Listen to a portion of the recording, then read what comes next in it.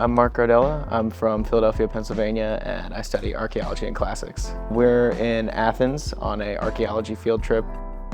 I'm Hannah Hadrick. I'm from Nebraska in the USA, and I'm studying English literature and business. My name is Trey Salyer. I am from Texas in the United States, and I am studying history and classics here at AUR. We are in Athens to see the archaeology of Athens, specifically the Golden Age, which has a lot of amazing architecture and art.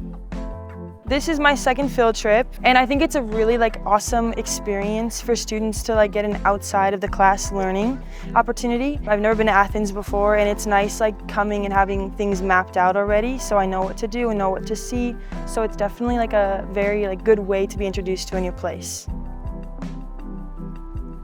I'm Molly Bianco. I study archaeology and classics at the American University of Rome.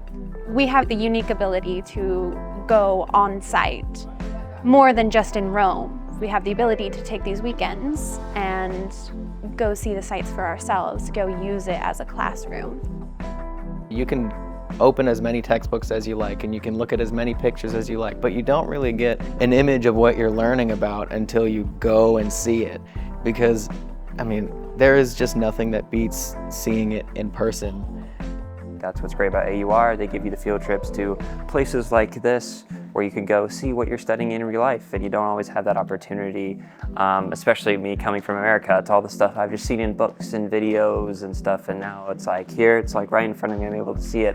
It's so nice, and there's that opportunity to do that for whatever you want to do. Field trips just help you learn better. Whatever you're seeing, you're finally seeing in real life, and it's just amazing. It really brings people who love Athens or love history or love archaeology, and everyone comes together. My favorite thing about AUR is the opportunity that it provides to do things like this, or to do the excavation, or to have the on-site classes, because if you study anywhere else, you don't get to do that.